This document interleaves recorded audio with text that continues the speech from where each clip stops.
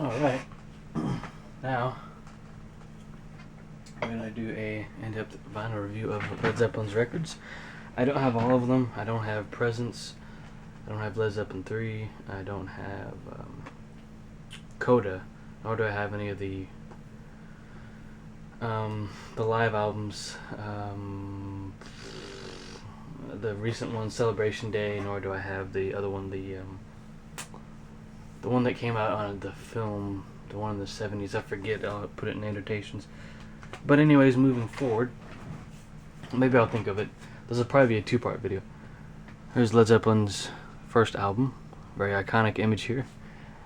There are editions of this with blue lettering. There's one with red, and I have the one with the yellow, along with the yellow picture on the back. This is originally released in 1969. This is a yellow lettered variant, and it is a 1977 repress.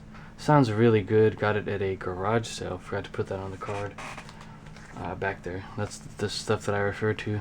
All the information I get is off of a very reliable site called Discogs.com. You can find catalog information for CDs and records on there. I think even cassette tapes as well. So you can find out what variant you have, what edition you have, when it was made, you know, many different things about the product that you have. It's a very resourceful site, very honest, and most of the information comes from people like collectors and hardcore collectors. Led Zeppelin 2. These are all just black vinyl. I'm not going to show them. I've already shown them a little bit before, but just finished up getting some more information on these LPs. I hadn't actually written them down on cards yet. Originally released in 1969. This is in fact a first press of this album, and one of the indicators is there's CTH stamped into the actual dead wax of the record. This copy is in very good shape. It's a great album. You know, you have songs like Whole Lotta Love, Heartbreaker, Living Loving Maid, Moby Dick. Just a great album. I recommend listening to this with a really good pair of headphones. You're going to hear notes in here you've never heard ever on the CD version or radio version. They really ought to release these in surround sound. That'd be really awesome. Led Zeppelin's most famous album, Led Zeppelin 4, originally released in 1971. This is also known as Zoso and a couple of things. This is an Atlantic pressing. This version is a 1977 reissue, gatefold with custom printed inner sleeve, mastered by George Pyros only. This is a 1 LP edition. It's in fabulous shape. I was very glad to pick this up online. It wasn't exactly cheap, but this is a great album. Stairway to Heaven. A lot of great songs on here. Right back. Here we go. Very nice track listing on here. So I'm surprised I can't think of it. But yeah, if you want to get one of these, they're not really cheap. You have Black Dog, Rock and Roll, Battle of Evermore, Misty Mountaintop, or Hop. I always get that wrong. Going to California and When the Levee Breaks. You can get all these Zeppelin albums. I think every single one that's been reissued by Classic Records. Those are very expensive. Each one fetches $100 to $200 a piece. There's also a box set of the first 4 albums that went for, I believe, $950 or more. On eBay, I eyeballed that for a little while and thought about it. And when I could actually afford it at the time, I thought, well, I'll spend my money elsewhere.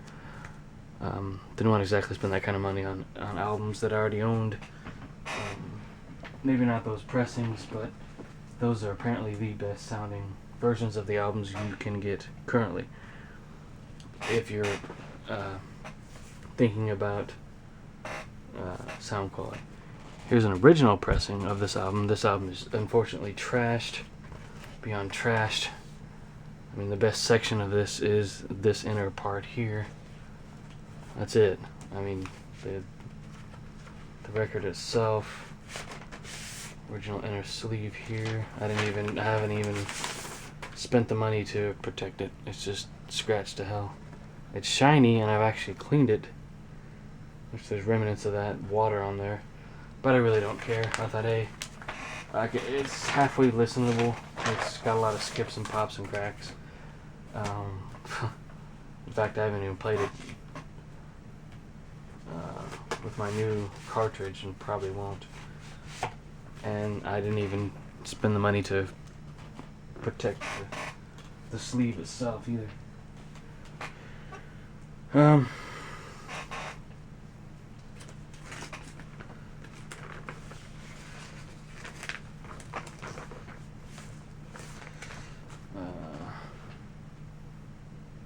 don't know where I got this, but here is House is the Holy.